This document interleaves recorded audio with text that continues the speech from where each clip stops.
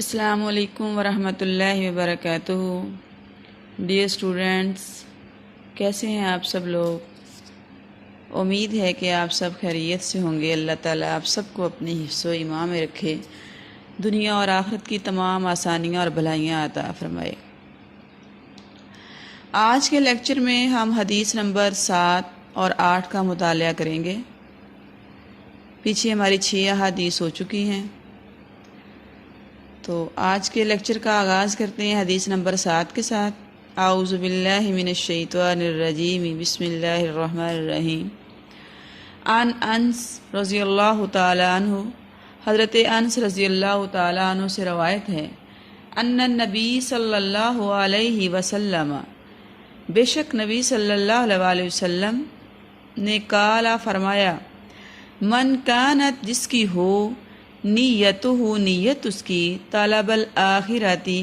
آخرت کو طلب کرنے کی، آخرت کی خواہش کی، جعل اللہ بناتا ہے اللہ، گناہ اطمینان فی قلبہ اس کے دل میں،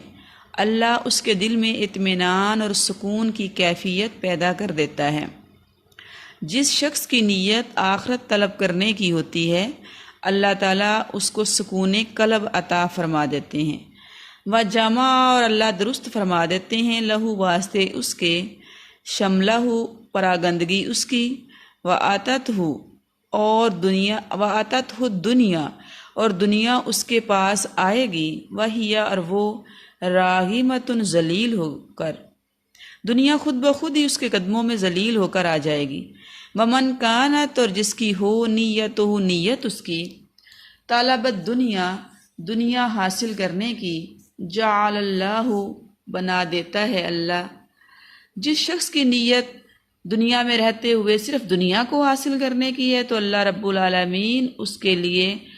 فقرا محتاجی کو پیدا کر دیتے ہیں، محتاجی اس کے اوپر مسلط کر دیتے ہیں، بین عینیہ سامنے اس کی دونوں آنکھوں کے،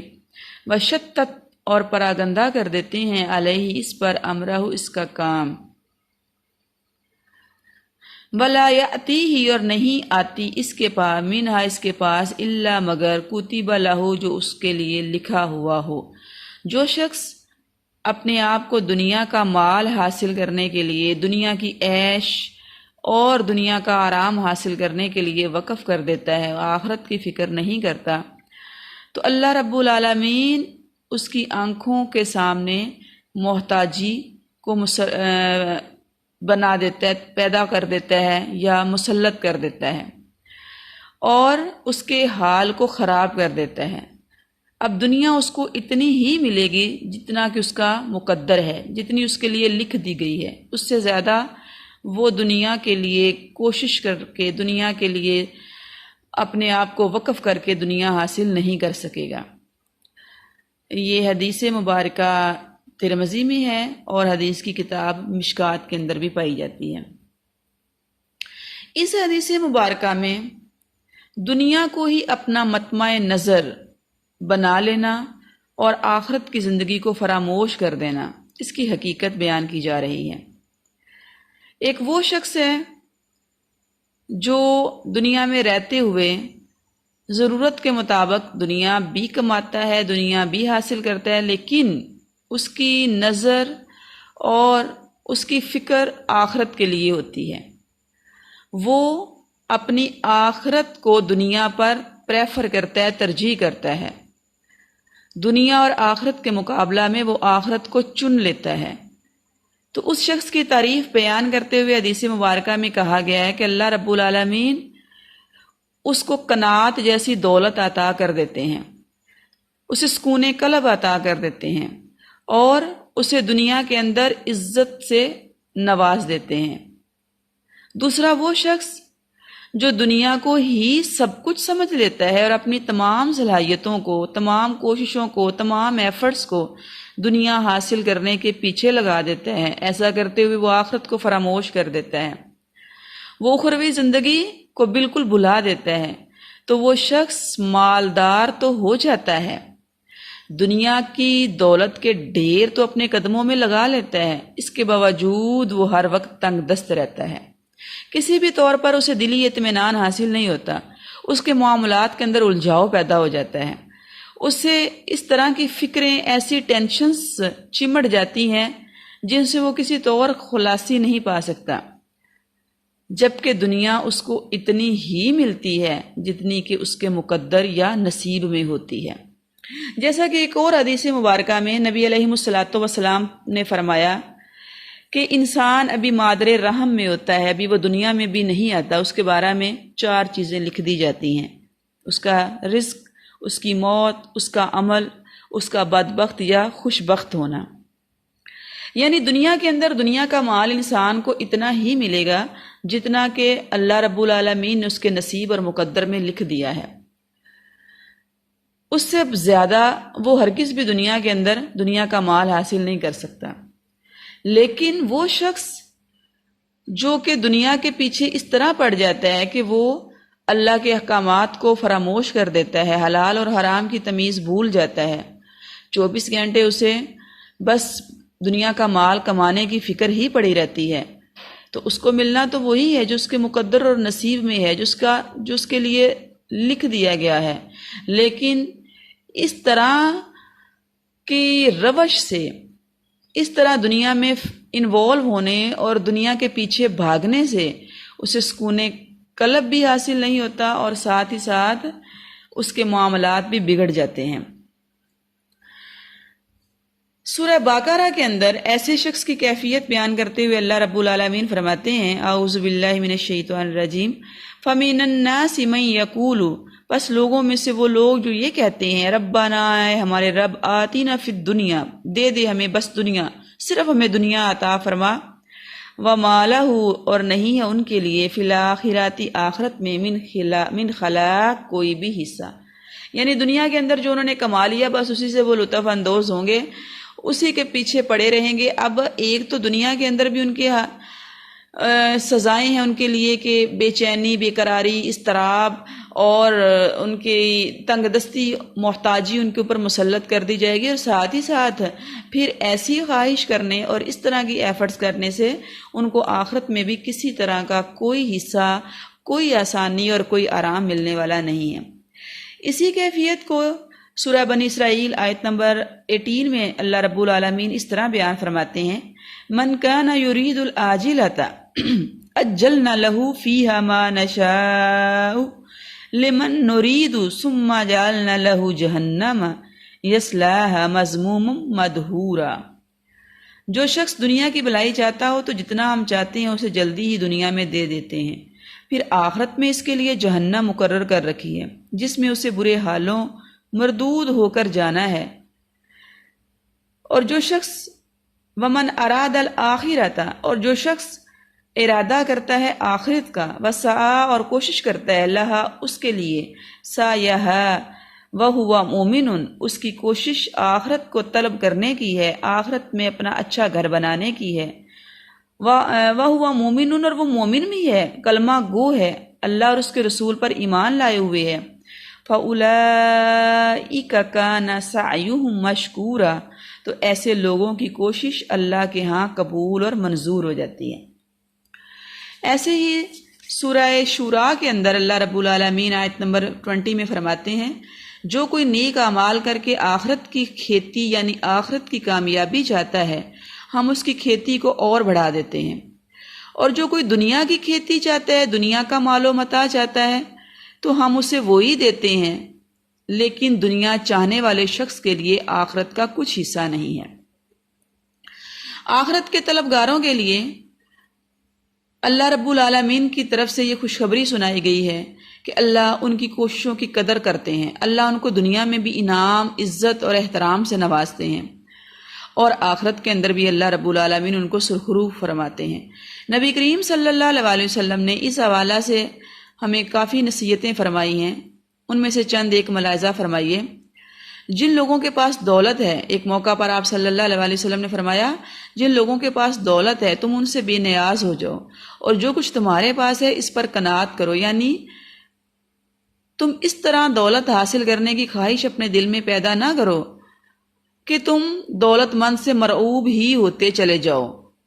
بلکہ لوگوں سے بے نیاز ہو کر اللہ کی عبادت کرو،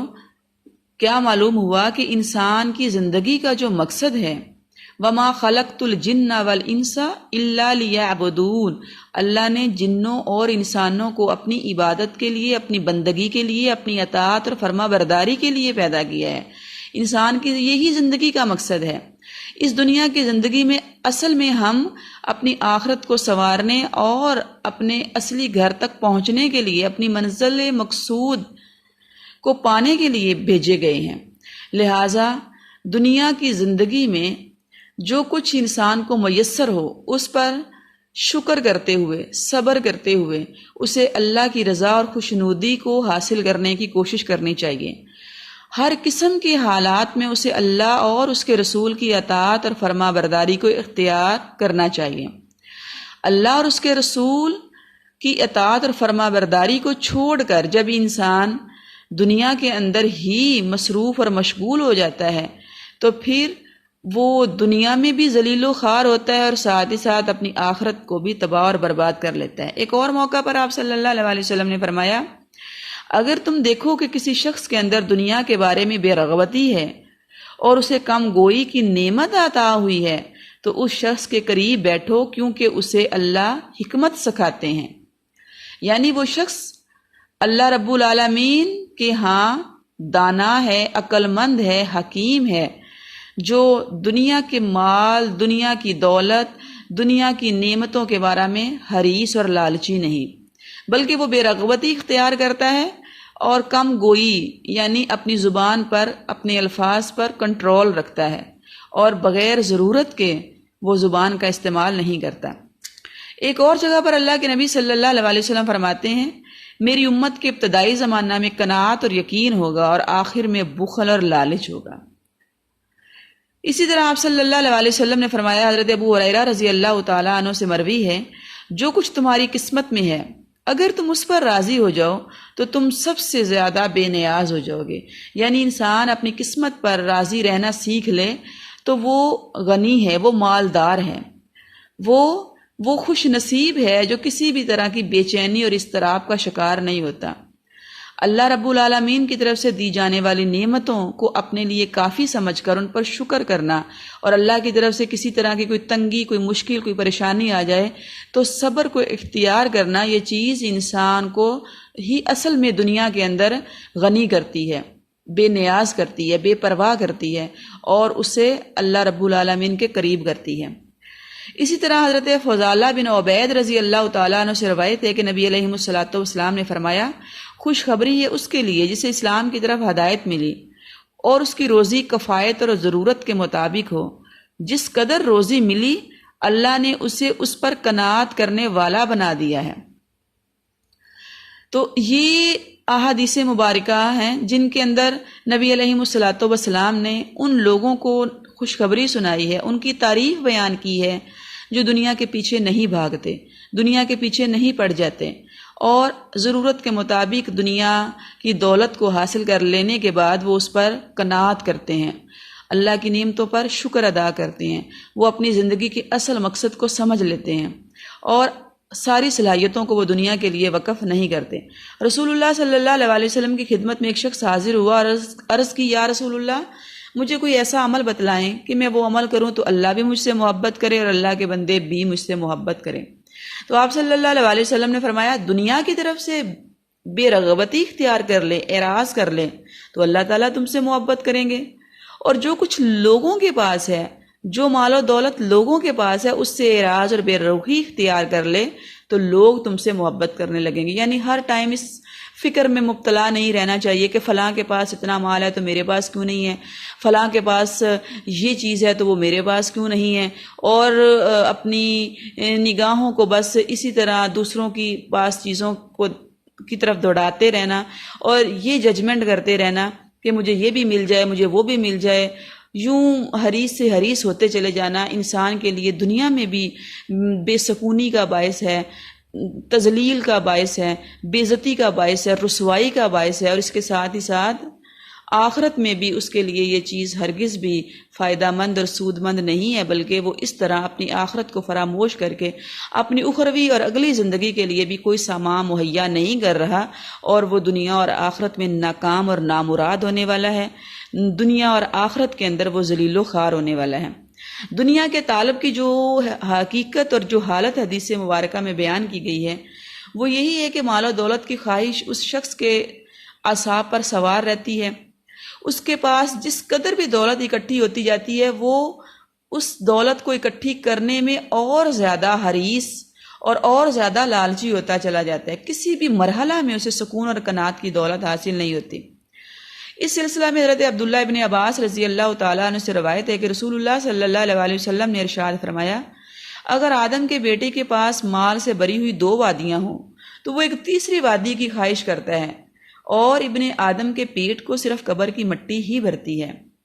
فرمایا اللہ اس بندے پر عنایت اور مہربانی فرماتے ہیں جو اپنا رخ اور توجہ اللہ کی طرف کر لیں۔ اسی طرح بخاری اور مسلم کے اندر ایک حدیث مبارکہ بیان کی گئی ہے، نبی علیہ الصلوۃ والسلام نے فرمایا، آدمی بوڑھا ہو جاتا ہے اور بڑھاپے کی وجہ سے اس کی ساری قوتیں کمزور پڑ جاتی ہیں، مگر اس کے نفس کی 2 خصلتیں اور زیادہ جوان اور طاقتور ہو جاتی ہیں، ایک دولت کی ہرس،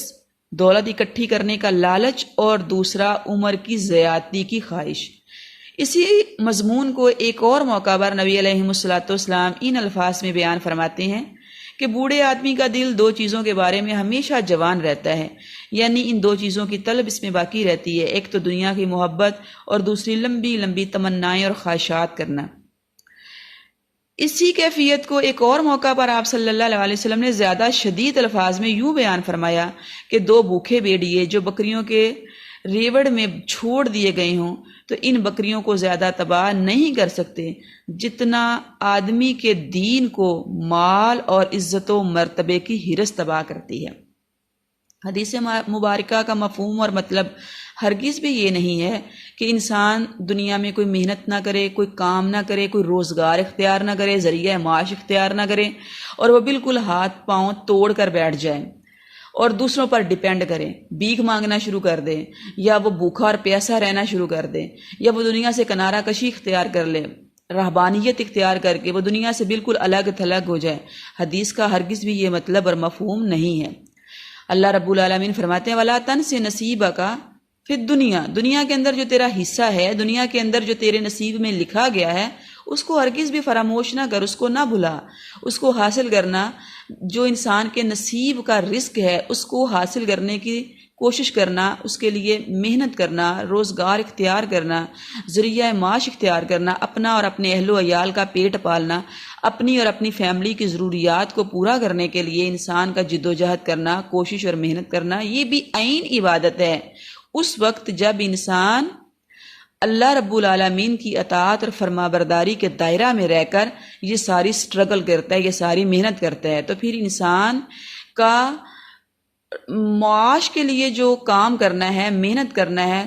جو روزی کمانے کے لیے، جو اپنی دنیاوی ضروریات کو پورا کرنے کے لیے ایفرٹ کرنا ہے، وہ بھی عبادت ہی لکھا جاتا ہے۔ اس پر بھی اللہ کے حضور اس کو ثواب ملتا ہے، اس پر بھی اللہ رب العالمین اس کو نوازتے ہیں، اس پر خوش ہوتے ہیں۔ حدیث کا مطلب، معنی اور مفہوم یہ ہے کہ انسان اللہ کی ذات کو فراموش کر کے، اللہ اور اس کے رسول کی اطاعت اور فرما برداری سے اعراض کر کے، اور آخرت کو بھلا کر جب صرف دنیا کے پیچھے پڑ جاتا ہے، جب صرف دنیا ہی اس کی مطلوب ہوتی ہے، دنیا ہی مقصود ہوتی ہے، اور دنیا حاصل کرنے میں وہ آخرت کے مقابلہ میں اندھا ہو جاتا ہے، تو اس کی مذمت بیان کی گئی ہے۔ دنیا کے مال کی ہرس اور ہوس اور بخیلی، اس کی حدیث مبارکہ کے اندر جو ہے اس سے بچنے کی تاکید کی گئی ہے، اور دنیا کے مقابلہ میں آخرت کو حاصل کرنے کی جو ہے وہ ترغیب دی گئی ہے۔ آخرت کو حاصل کرنے کی جو کوشش ہے وہ انسان کو دنیا بھی عطا کر دیتی ہے، یعنی جو آخرت کے پیچھے پڑتا ہے اللہ رب العالمین اس کو دنیا بھی عطا کر دیتے ہیں۔ دنیا کے معاملہ میں بھی وہ محروم نہیں رہتا، دنیا کے معاملہ میں بھی اسے کسی تنگی، کسی پریشانی اور کسی مصیبت کا سامنا نہیں کرنا پڑتا۔ جو اپنی آخرت کی زندگی کے لیے اپنی ایفرٹس کو لگا دیتا ہے، کوششوں میں لگا رہتا ہے، اس کا مقصد، اس کا مطلوب جو ہے وہ اللہ کی رضا اور خوشنودی کو حاصل کرنا ہوتا ہے، تو اللہ رب العالمین دنیا کی خوشحالی بھی اس کو عطا کر دیتے ہیں۔ لیکن جو اپنی آخرت کو فراموش کر کے صرف دنیا کو حاصل کرنا ہی اپنا مقصد بنا لیتا ہے، تو اللہ رب العالمین اس کی دنیا بھی اس کے لیے تنگ کر دیتے ہیں، دنیا کے اندر اس کو ذلیل و خوار کر دیتے ہیں، دنیا کے اندر اس کے دل میں ایسا اضطراب اور بے چینی پیدا کر دیتے ہیں کہ دنیا اکٹھی ہونے کے باوجود، مال و دولت کے ڈھیر ہونے کے باوجود، ساری نعمتیں اور آسائشیں ہونے کے باوجود اسے سکون قلب جیسی دولت جو ہے وہ حاصل نہیں ہو پاتی۔ اور اس طرح کے مسائل ہم اپنی سوسائٹی اور معاشرے میں دیکھتے ہیں کہ کس طرح آج ہم جو ہے وہ دنیا کے پیچھے پڑے رہنے کی بنا پر، دنیا کے لیے ہی اپنی ساری کوششوں کو لگا دینے کی وجہ سے بے چینی اور بے قراری کا شکار ہو رہے ہیں۔ آج بھی ہمارے پاس موقع ہے، ابھی ٹائم ہے، اللہ نے ہمیں مہلت دے رکھی ہے، ہم حقیقی مقصد حیات کو جان لیں، اپنی زندگی کے مقصد کو سمجھ لیں، اور پھر ہم اس طرح دنیا میں رہیں، اس طرح زندگی گزاریں کہ دنیا کی ضروریات کو پوری کرنے کے ساتھ ساتھ ہم اپنی آخرت کو بھی یاد رکھیں، اور جہاں کہیں بھی دنیا اور آخرت ہمارے سامنے